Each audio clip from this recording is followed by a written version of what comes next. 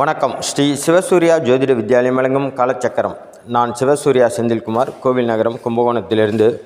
நம்ம தொடர்ந்து நட்சத்திர பரிகார கோவிலை பார்த்துக்கிட்டு வரோம். அந்த வகையில் நம்ம இந்த பதிவில் பார்க்க இருப்பது உத்திராடம் நட்சத்திரம். இந்த உத்திராடம் நட்சத்திரத்தின் கோவில் எங்கே இருக்குது, இந்த நட்சத்திரத்தின் அதிபதி யார் அப்படிங்கிறத தெளிவாக பார்ப்போம் வாங்க. இந்த உத்திராடம் நட்சத்திரத்தின் அதிபதி சூரிய பகவான் ஆவார். பொதுவாகவே சூரியனுடைய நட்சத்திரம் ஒரு ராசியில் ஒரு பாதமும் மற்ற இன்னொரு ராசியில் 3 பாதமும் இருக்கும். அந்த வகையில் தனுசு ராசியில் உத்திராடம் 1ஆம் பாதம் இருக்கும். மகர ராசியில் 2, 3, 4ஆம் பாதங்கள் இருக்கும். பொதுவாக இந்த சூரியனுடைய நட்சத்திரங்கள் காலபுருஷ தத்துவத்துப்படி முக்கியமான வீடுகளில் இருக்கும். ஏனென்றால் சூரியன் இல்லாமல் இந்த உலகம் இயங்குவதில்லை. அந்த வகையில் பார்த்திங்கன்னா சூரியனுடைய நட்சத்திரம் மேஷ ராசியில் 1ஆம் பாதம் இருக்கும். அப்புறம் காலபுருஷ தத்துவத்துப்படி 2ஆம் வீடான ரிஷபராசியில் 3 பாதம் இருக்கும். அதாவது கார்த்திகை 1ஆம் பாதம் மேஷராசிலையும், கார்த்திகை 2, 3, 4ஆம் பாதங்கள் ரிஷபராசிலையும் இருக்கும். இது காலபுருஷ தத்துவத்துப்படி 1ஆம் வீடு 2ஆம் வீடு. அதே போல் பார்த்திங்கன்னா அவருடைய 2வது நட்சத்திரமான உத்திரம் நட்சத்திரம் சிம்ம ராசியில் ஒரு பாதமும், சிம்ம ராசி அப்படிங்கிறது காலபுருஷ தத்துவத்துப்படி 5ஆம் வீடு. உத்திரம் 2, 3, 4ஆம் பாதங்கள் காலபுருஷ தத்துவத்துப்படி 6ஆம் வீட்டில் இருக்கும். அதே போல்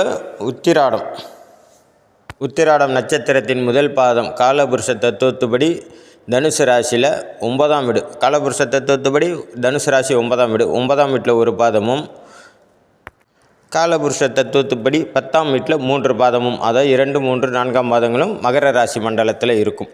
ஏன் இதை சொல்கிறேன்னா, இந்த சூரிய பகவான் நட்சத்திரம் இல்லாமல் ராசி மண்டலம் இயங்காது. முக்கியமான மண்டலங்கள் ராசி மண்டலங்களில் 1, 2, அதே போல் 5, 6, 9, 10 இதெல்லாம் ரொம்ப ரொம்ப முக்கியமான இடங்கள் ஜாதகத்தில் ஒரு மனிதனுக்கு.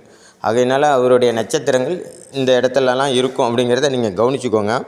சரி, இந்த உத்திராடம் நட்சத்திரத்தில் பிறந்தால் என்ன ஆகும் அப்படின்னு பார்த்தீங்கன்னா, முதல் பாதத்தில் தனுசு ராசியில் பிறந்திருந்தால் அவங்களுக்கு கொஞ்சம் உஷ்ண தேகமாக இருக்கும். மகர ராசி மண்டலத்தில் இருந்தால் அவங்களுக்கு கொஞ்சம் குளிர்ச்சியான தேகமாக இருக்கும். அது லக்கண புள்ளியாக அமர்ந்தாலும் ராசியில் அமர்ந்தாலும் இப்படி தான் அவங்களுடைய உடல் இருக்கும். பொதுவாக உத்திராடம் நட்சத்திரத்தில் பிறந்தால் முதல் திசை சூரிய திசையாக வரும். இந்த முதல் திசை சூரிய திசையாக வரும் பட்சத்தில் சூரிய பகவானுடைய நிலையையும் நம்ம அனுசரித்து பார்க்கணும். சீர்தூக்கி பார்க்கும் பட்சத்தில் திசை எப்படி இருக்கும் அப்படிங்கிறத நம்ம உறுதியாக கணிக்க முடியும். பொதுவாகவே சூரிய திசை அப்படின்னாலே அது தகப்பனாருக்கு கொஞ்சம் பிரச்சனையை உண்டு பண்ணும். சூரிய பகவான் நல்ல முறையில் இருந்துட்டார் அப்படின்னா அது தகப்பனாருக்கு யோகத்தை கொடுக்கக்கூடிய திசை தான். இந்த சூரிய திசையானது 6 வருஷம் வரும். அதாவது 1ஆம் பாதத்தில் பிறந்த 6 வருஷத்தை சந்திக்க வேண்டியிருக்கும்.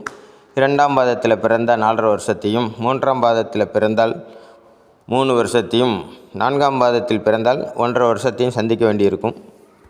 பொதுவாக சூரிய பகவான் அவருடைய திசையில் பலன்களை சடனாக கொடுக்கக்கூடியவர்.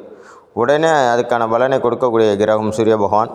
அப்படி இருக்கும்போது உங்களுக்கு சூரிய திசை நடக்கும்போது உங்களுக்கு பாசிட்டிவாக திசை போயிட்டு இருந்ததுன்னா பிரச்சனை இல்லை. நெகட்டிவாக ஏதாச்சும் நடைபெற்றுச்சு அப்படின்னா, இல்லை நெகட்டிவாகவே எல்லாம் போயிட்டுருக்கு, எதுவுமே விளங்க மாட்டுது, சூரிய திசையில் நமக்கு எதுவுமே விளங்க மாட்டுது, எல்லாமே இல்லை நஷ்டமாக இருக்குது, குடும்பத்தில் தகப்பனாருக்கு நோய் நொடியாக இருக்குது, தகப்பனாருக்கு கண்டங்கள் ஏற்படுது, இந்த மாதிரி பிரச்சனைகள் இருந்ததுன்னா கண்டிப்பாக நீங்கள் போக வேண்டிய ஆலயம் என்னான்னு பார்த்தீங்கன்னா சூரிய பகவான், அதாவது இந்த உத்திராடம் நட்சத்திரத்துக்கான பரிகார கோவில் கீழப்பூங்குடி பிரம்மபுரீஸ்வரர் கோவில்.